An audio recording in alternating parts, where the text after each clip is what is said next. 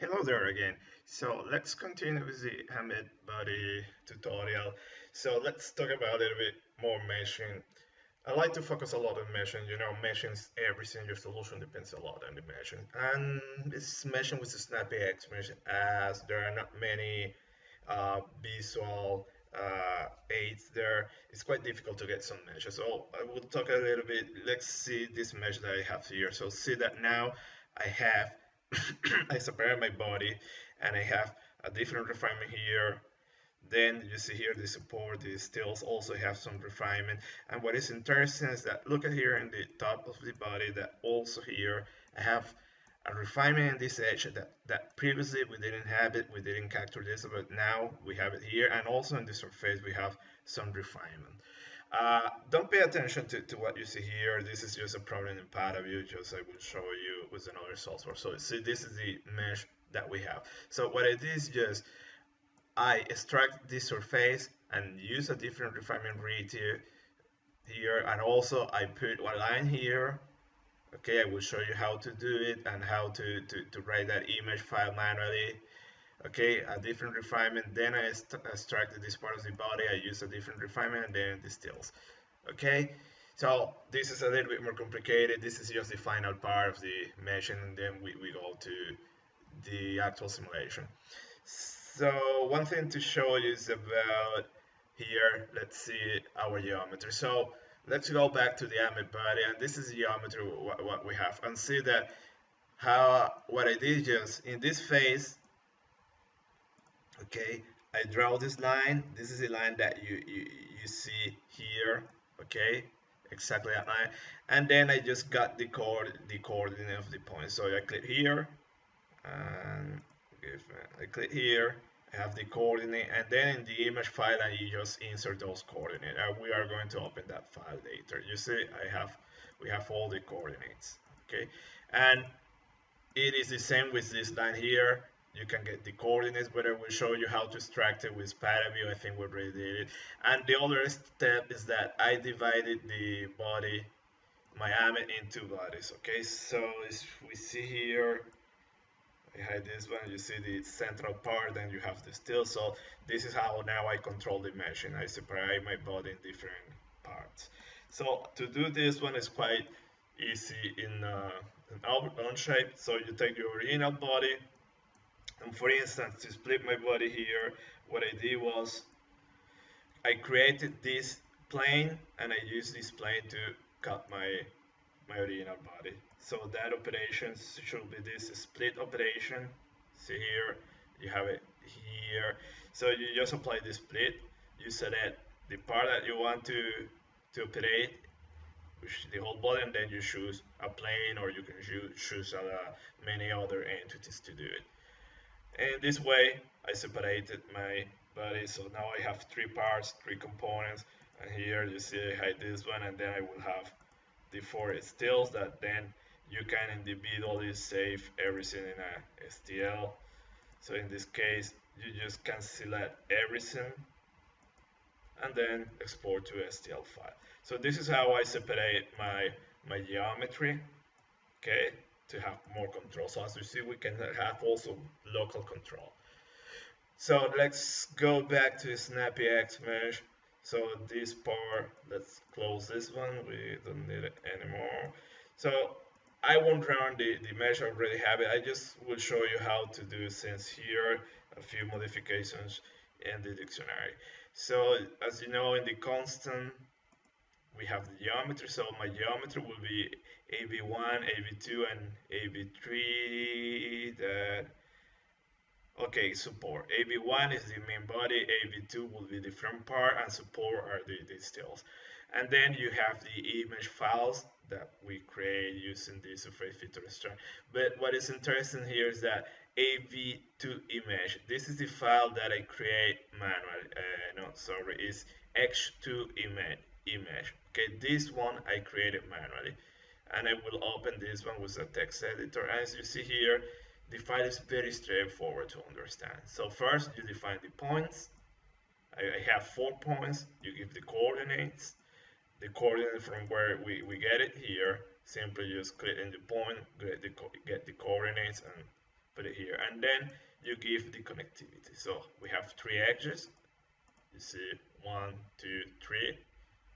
The connectivity, so we start from point 0 to point 1, then the other edge 1, 2, and so on. So as you see, you can create very complicated patterns in surfaces. You just need to know the geometry.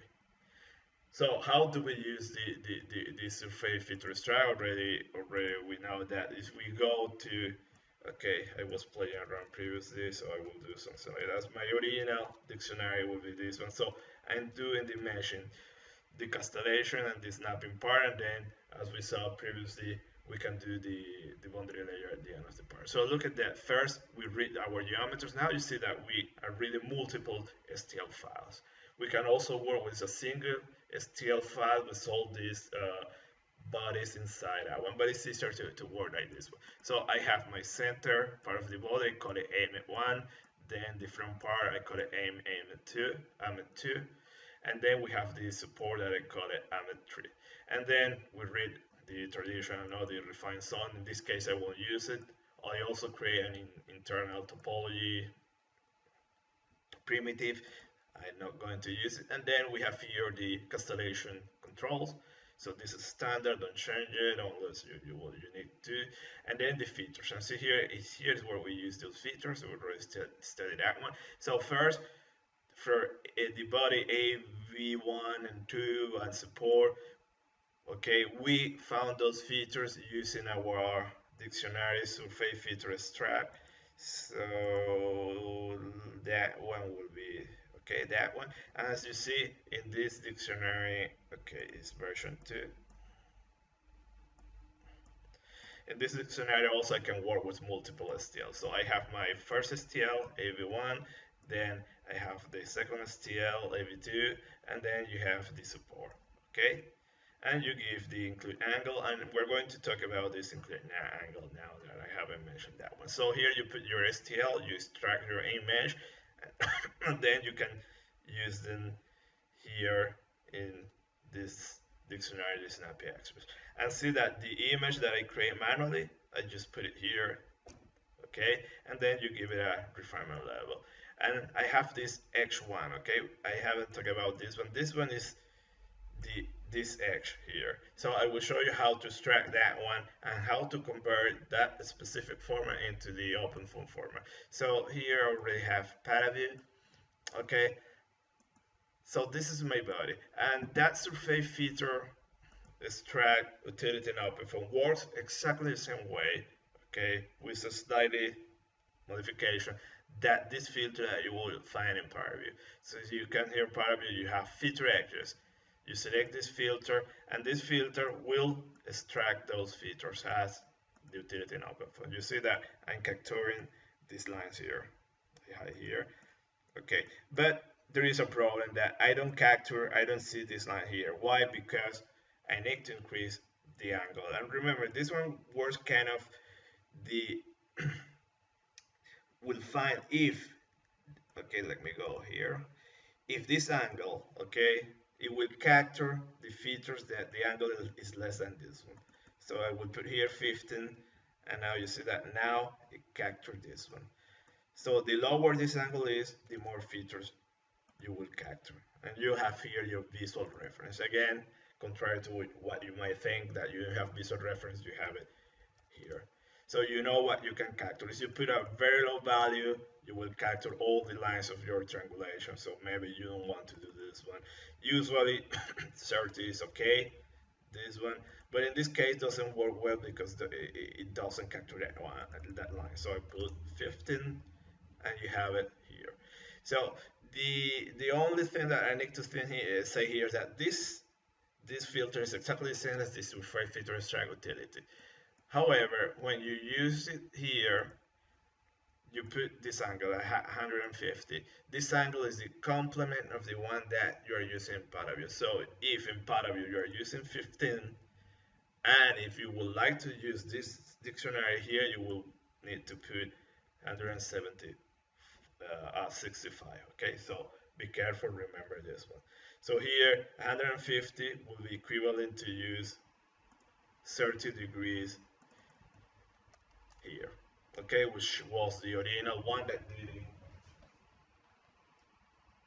it, it was the original one that didn't capture this section. So I will put it here, 15, and so I have it there. So now how do I extract this section? So we can select it. So remember you have the selection tools here. So I will use this tool here. I will select that single cell here or edge. And now I just need to extract it using this filter. Okay.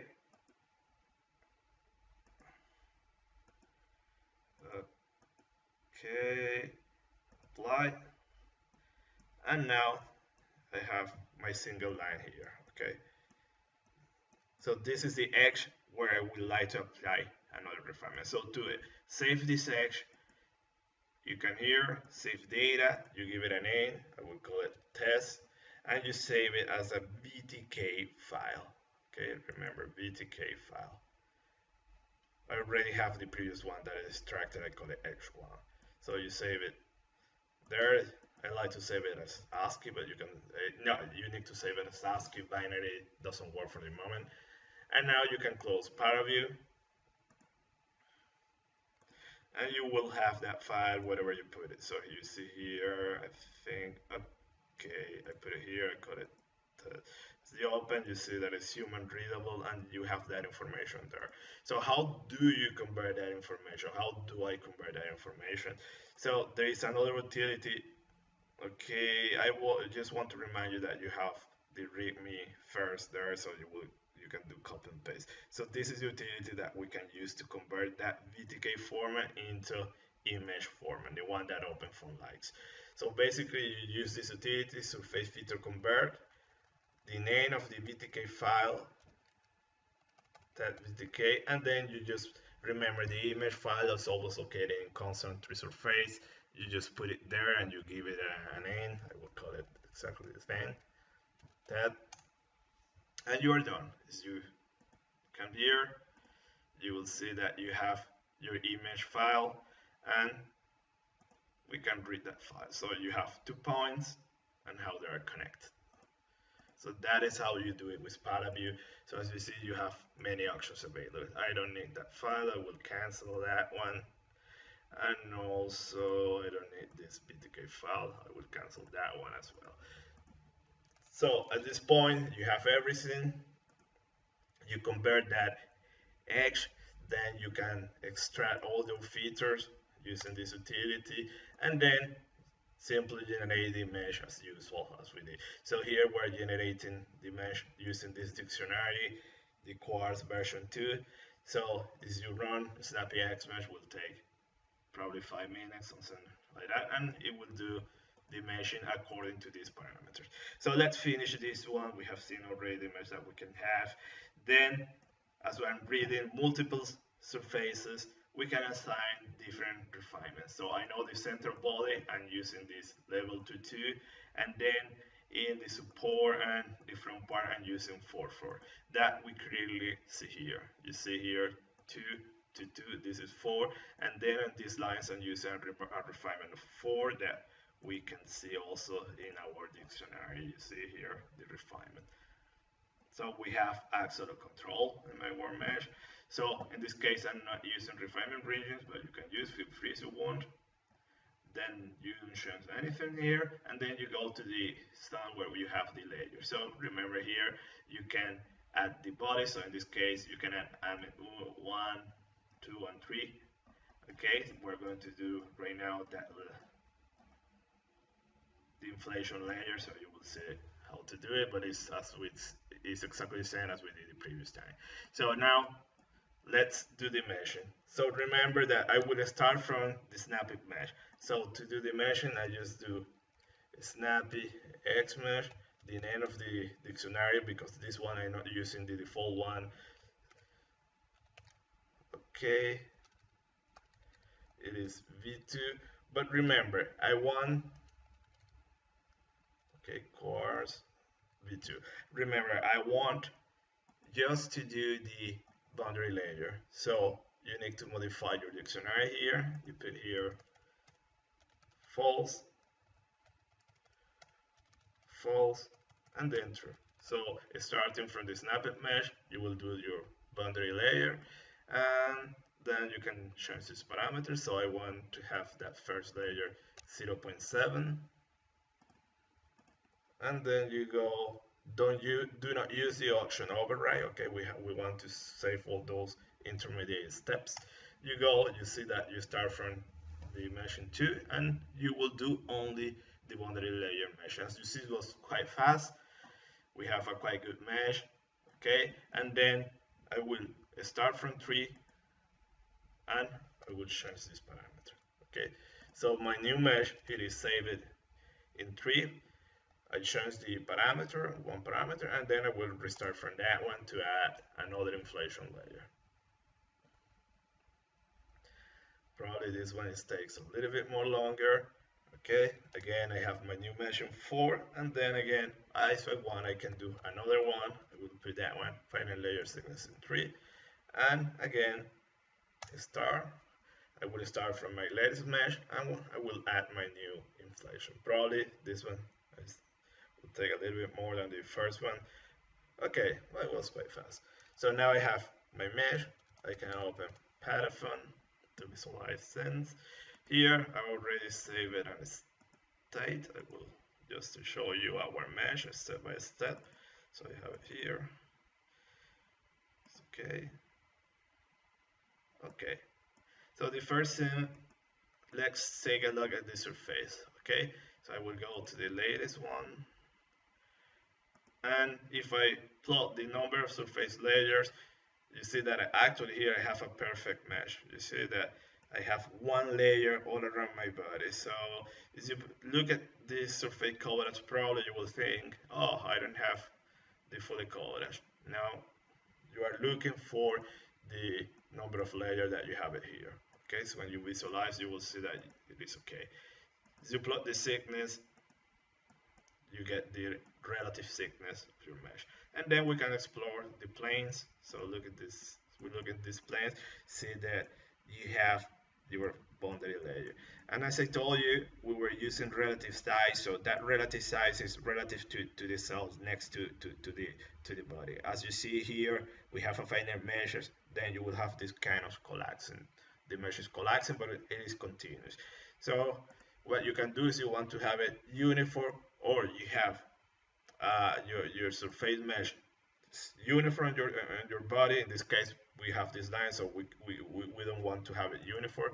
So what you can do is just in these options, put relative sizes false, and then you will get the absolute dimension. Now you need to give the actual dimension will be 1 millimeter, 2 millimeters. So what you put here is that actual dimension. So let's explore another plane here. As you see here, we have our mesh here.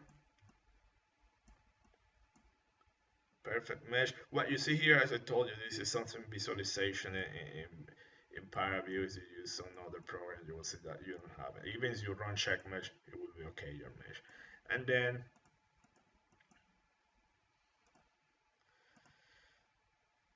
okay, and then I can plot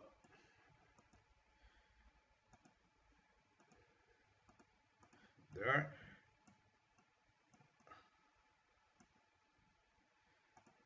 Okay, so you can see here that you have the boundary layer, the 3 layers here in these tiles. Okay, so as you see, we split our geometry, we apply different refinement levels, and we have a very good mesh. Okay, so it's a little bit tricky, but you just can use paraview, Onshape, just get all those visual reference, and then just control your refinement, your surface refinement. So at this point, I just want to end for good the meshing part. I will close here as well. By the way, I haven't run XMesh. As you run XMesh, remember always to check the quality. It's important. OpenFOAM is really picky when it comes to quality. So this is a good mesh. 74 is okay. And what is important also to check for topological errors. So there are no topological errors. So this mesh is okay to go. And remember, when you work like this, like generating a step and checking the mesh, you always need to transfer the decided mesh into the constant folder. So I would like to transfer the mesh that is located in 5 into constant polymers. So you can erase whatever you have in constant polymers.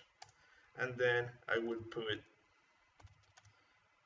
my polymer, okay, into constant. And then I can erase this folder. I forget. As you run check mesh or as you open paraview, you will see that you have your latest mesh. You transfer and you are ready to go. So I just want to show you. I will open the state.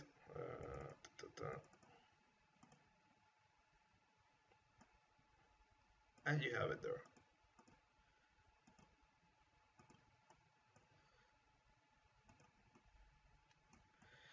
So remember, then we're going to do the simulation, and to do the simulation we need to assign names to those patches. So we haven't done that one. That will be part of our next tutorial where we do the measure. So see the names that we have so far.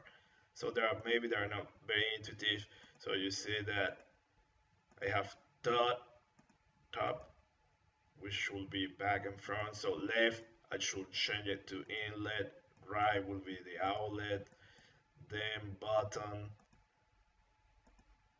okay, probably it does not correspond to what we see here, and front and back. So that will be our next task, okay, renaming our patches and setting boundary conditions and ready and running the simulation.